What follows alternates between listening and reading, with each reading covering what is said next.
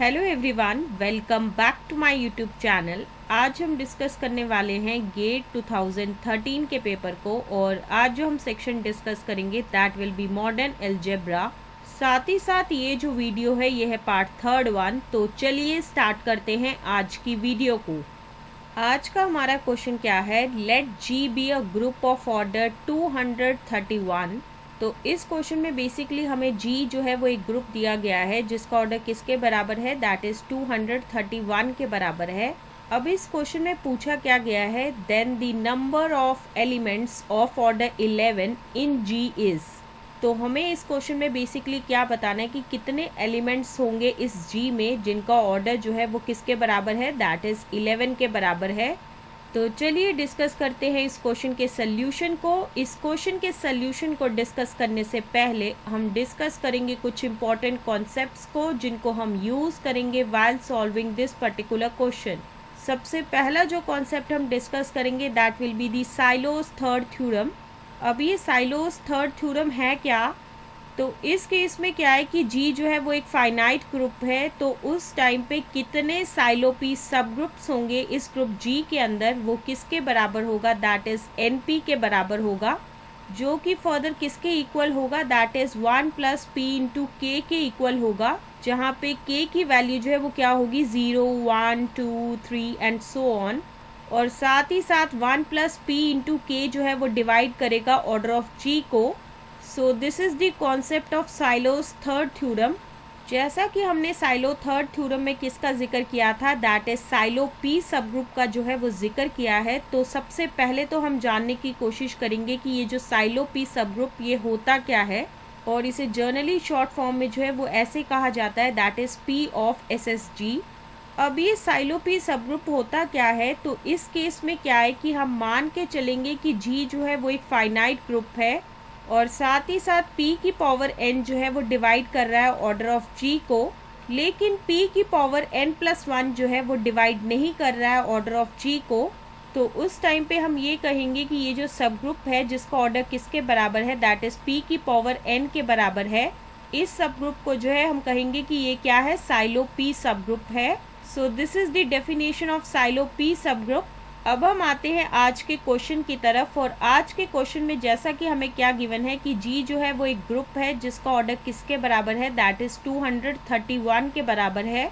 अब जैसा कि क्वेश्चन में हमें क्या गिवन है कि ऑर्डर ऑफ G जो है वो किसके बराबर है, दैट इज 231 के बराबर है, और इसी 231 को जो है हम ऐसे भी लिख सकते हैं, दैट इज 11 इंटू 21, जो कि फर्दर किसके बराबर होगा, दैट इज 3 इंटू 7 इंटू 11। जैसा कि हम देख सकते हैं कि 11 जो है वो डिवाइड कर रहा है ऑर्डर ऑफ G को, लेकिन 11 की पावर 1 प्लस 1 दैट इज 11 की पावर जो है 2 के बराबर होगी। ये जो है वो डिवाइड नहीं कर रहा है ऑर्डर ऑफ G को।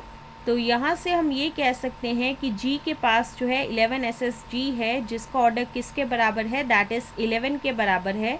Now number of 11 SSG of group G जो है वो किसके बराबर होगा, दैट इज N11 के बराबर होगा, विच इज फर्दर किसके इक्वल होगा, that is 1 plus 11 into K, जहाँ पे 1 प्लस 11 इंटू K जो है वो डिवाइड करेगा ऑर्डर ऑफ G को। और इस केस में क्या है कि ऑर्डर ऑफ G जो है वो किसके बराबर है, दैट इज 231 के बराबर है, जहाँ पे K की वैल्यू जो होगी वो क्या होने वाली है, that is 0, 1, 2, 3 and so on.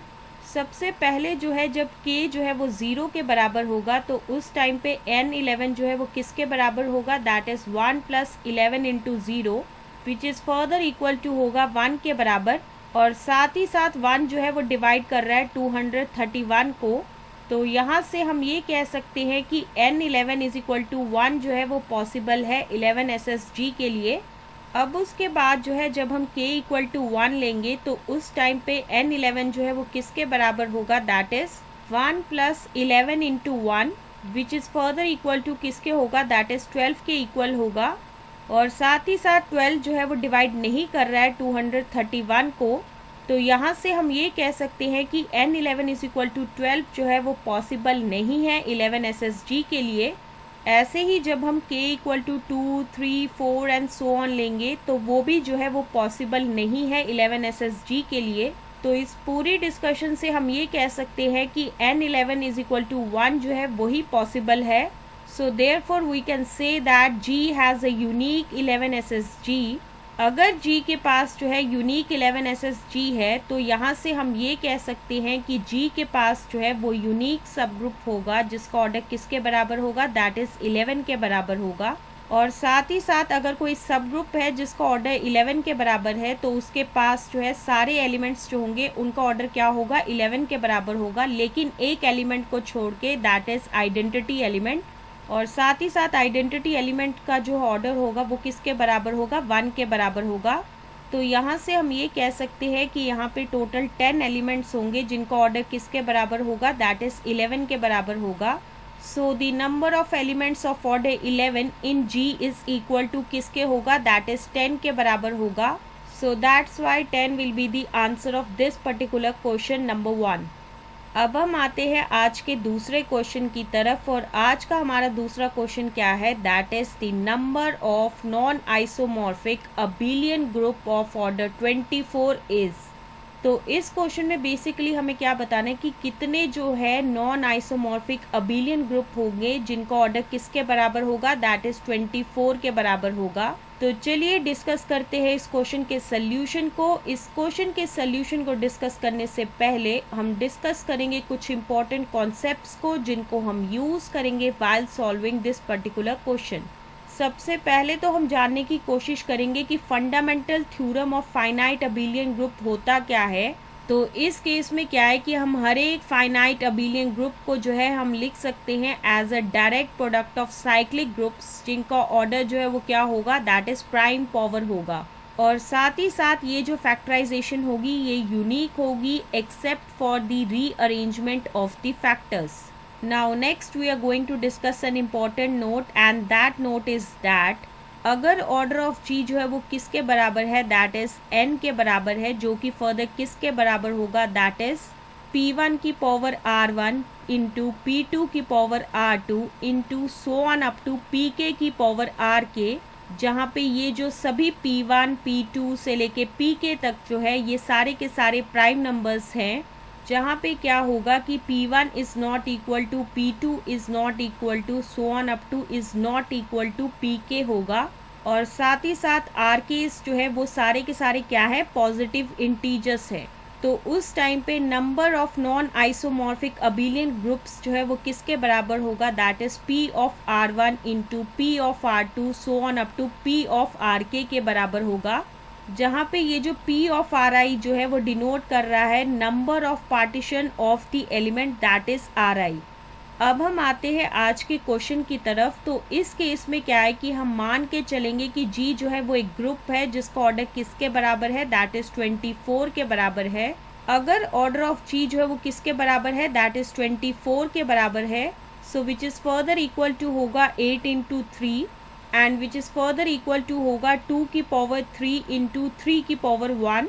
Now number of non-isomorphic abelian groups is equal to P of 3 into P of 1। सबसे पहले तो हम कैलकुलेट करेंगे P of 3 को। तो P of 3 क्या है, number of partition of the number, that is 3 1। सो 3 को जो है हम कैसे डिवाइड कर सकते हैं इन डिफरेंट पार्टीशंस में। सबसे पहली पार्टीशन होगी दैट इज 3 1, दूसरी पार्टीशन जो होगी वो होगी 2 + 1, तीसरी पार्टीशन जो होगी वो होने वाली है दैट इज 1 + 1 + 1। तो जैसा कि आपने देखा कि कितनी पार्टीशन है इस नंबर 3 की, वो किसके बराबर है, दैट इज 3 के बराबर है। तो यहाँ से हम ये कह सकते हैं कि P ऑफ 3 जो है वो किसके बराबर होगा, दैट इज 3 के बराबर होगा। नेक्स्ट जो हम वैल्यू कैलकुलेट करेंगे दैट इज P ऑफ 1 की वैल्यू कैलकुलेट करेंगे, जो कि किसके बराबर है, that is number of partition of the number, that is 1। अब 1 को जो है हम कैसे डिवाइड कर सकते हैं इन डिफरेंट पार्टीशंस। तो इसमें टोटल एक ही पार्टीशन है दैट इज पार्टीशन नंबर 1, जो कि क्या होगी, दैट इज 1। तो जैसा कि हमने क्या देखा कि total number of partitions of 1 number is that 1। सो यहाँ से हम ये कह सकते हैं कि P ऑफ 1 जो है वो किसके बराबर होगा, 1 के बराबर होगा। तो अब हम पुट करेंगे वैल्यू ऑफ P ऑफ 3 और साथ ही साथ P ऑफ 1 की जो है वो वैल्यू पुट करेंगे। तो वहाँ से हमें क्या मिलेगा, that is number of non isomorphic abelian group is equal to 3 into 1 which is further equal to किसके होगा, दैट इज 3 के इक्वल होगा। तो इस पूरे डिस्कशन से हम ये कह सकते हैं that is the number of non isomorphic abelian groups of order 24 is 3. So that's why 3 will be the answer of this particular question, that is question number 2-1. So this is the explanation to this particular question, and with the explanation of this question, this is the end of this video. Stay tuned for the next video.